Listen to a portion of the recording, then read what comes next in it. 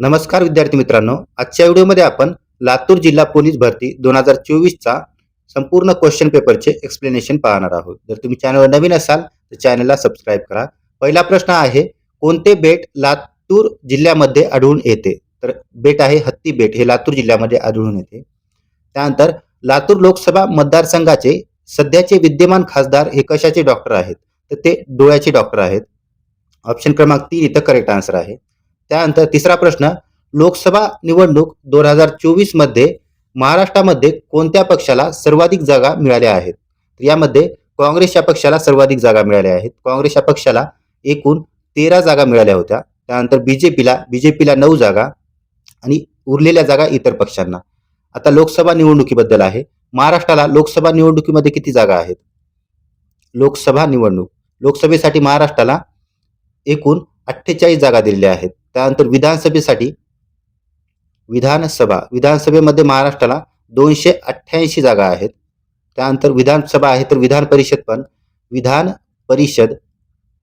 परिषदेमध्ये महाराष्ट्रासाठी एकूण 78 जागा आहेत. लोकसभा आहे, त्याचप्रमाणे राज्यसभेसाठी महाराष्ट्राला 19 जागा आहेत. महाराष्ट्रासाठी 19 जागा आहेत. आता हे झाले महाराष्ट्राबद्दल. तर भारतामध्ये जागा पाहूया. भारतामध्ये लोकसभेला भारतामध्ये एकूण 552 जागा आहेत. त्यापैकी सध्या 545 जागा या भरल्या गेलेल्या आहेत. मॅक्झिमम 552 एवढ्या जागा असू शकतात. त्यानंतर राज्यसभेला 250 एवढ्या जागा आहेत. या 250 पैकी 12 जागा या राष्ट्रपती मार्फत भरल्या जातात. हे पण लक्षात ठेवायचं आहे. त्यानंतर पुढचा प्रश्न, लातूर लोकसभा मतदारसंघामध्ये खालीलपैकी कोणता विधानसभा मतदारसंघ समाविष्ट नाही? औसा, लोहा, निलंगा. तर यापैकी नाही. तर यामध्ये लोहा हा मतदारसंघ समाविष्ट नाहीये.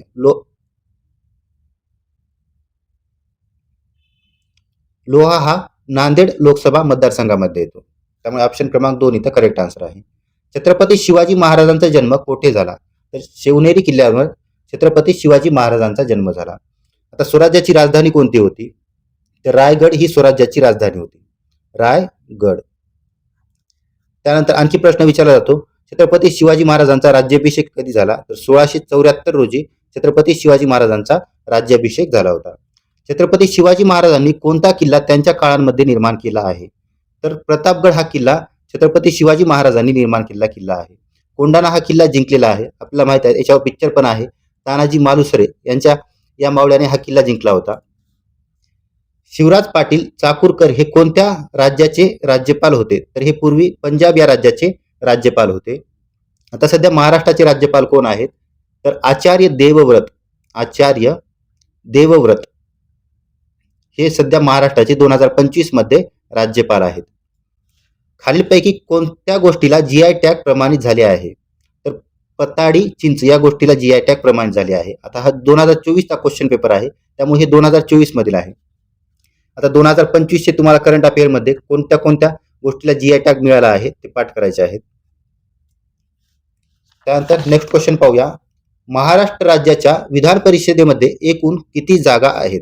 तर महाराष्ट्राच्या विधान परिषदेला एकूण 78 जागा आहेत. आपण आताच पाहिलं, विधान परिषदेला 78 जागा, विधानसभेला 288, विधानसभा. त्यानंतर विधान परिषद 278, विधानसभा 288, लोकसभेला 48 जागा आहेत महाराष्ट्राला आणि राज्यसभेला 19. या चारही जागा पाठ ठेवायच्या आहेत. आपला ऑप्शन कोणता आहे? तर ऑप्शन यापैकी नाही. म्हणजे विधानसभेला 78 आहे, इथं ऑप्शन मध्ये 79 आहे. त्यामुळे ऑप्शन क्रमांक 4 येईल. लातूर जिल्ह्याच्या एकूण भूक्षेत्रापैकी किती टक्के वनक्षेत्र आहे? तर लातूर जिल्ह्यामध्ये सर्वात कमी वनक्षेत्र आहे. त्यामुळे ऑप्शन क्रमांक 3 आपलं करेक्ट आन्सर आहे. तर 5% कमी हे वनक्षेत्र आहे. लातूर जिल्ह्याची स्थापना कधी झाली? आता जिल्ह्याचे विभाजन व्हायला सुरुवात 1981 पासून झाली. 1981 ला 2 जिल्ह्याची निर्मिती करण्यात आली. एक तर रत्नागिरी पासून सिंधुदुर्ग हा जिल्हा निर्माण केला. रत्नागिरी पासून सिंधुदुर्ग. त्यानंतर आणखी दुसरा 1981 लाच औरंगाबाद पासून जालना हा जिल्हा निर्माण केला. औरंगाबाद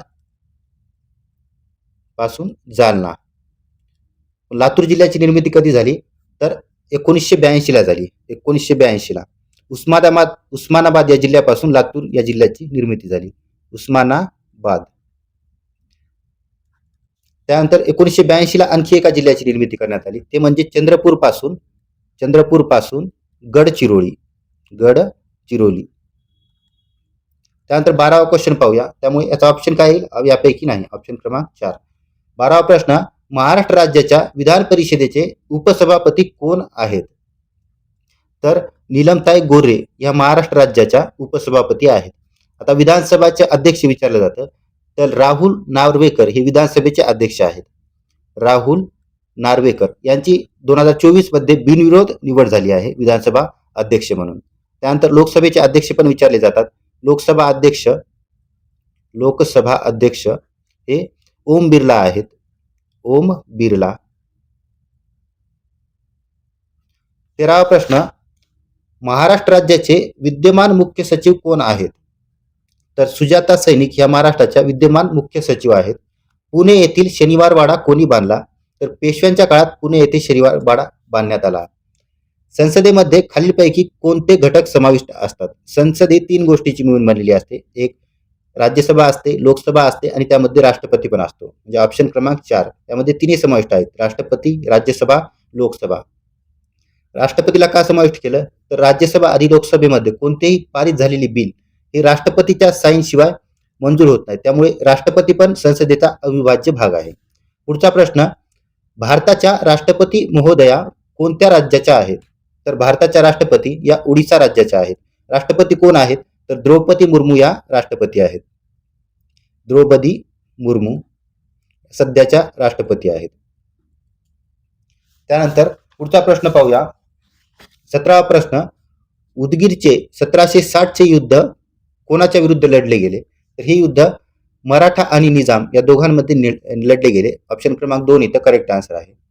छत्रपती संभाजीनगर पोलीस परिक्षेत्रामध्ये कोणत्या जिल्ह्याचा समावेश नाही आहे? तर जालना याचा समावेश आहे. धाराशिवचा पण आहे, लातूरचा नाहीये. लातूर हे नांदेड जिल्ह्यामध्ये येतं.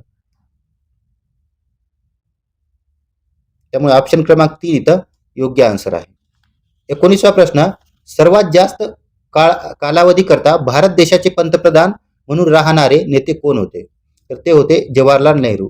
हे एकूण 16 वर्ष भारताचे पंतप्रधान होते. त्यानंतर आता दुसरा क्रमांक पंतप्रधान नरेंद्र मोदीचा लागतो आणि तिसऱ्या क्रमांकावर आहेत इंदिरा गांधी. इंदिरा गांधी या 11 वर्ष भारताच्या पंतप्रधान होत्या. आता हे रेकॉर्ड नरेंद्र मोदी यांनी तोडला आहे. 20वा प्रश्न, भारताच्या लोकसभेचे अध्यक्ष स्पीकर कोण आहेत? आताच पाहिला आपण, तर ओम बिर्ला हे भारताच्या लोकसभा अध्यक्ष किंवा स्पीकर आहेत. राहुल नार्वेकर हे महाराष्ट्राचे विधानसभेचे अध्यक्ष आहेत. त्यानंतर नरेंद्र मोदी हे भारताचे पंतप्रधान आहेत. हे तर सर्वांना माहितीच असेल. 21वा प्रश्न, यूपीआयचा लॉंग फॉर्म काय आहे? यूपीआयचा लॉंग फॉर्म आहे युनिफाईड पेमेंट इंटरफेस. त्यानंतर 22वा प्रश्न, लोणार तलाव कोणत्या जिल्ह्यामध्ये आहे? तर लोणार हे तलाव बुलढाणा या जिल्ह्यामध्ये स्थित आहे. संजय गांधी नॅशनल पार्क कोणत्या जिल्ह्यामध्ये आहे?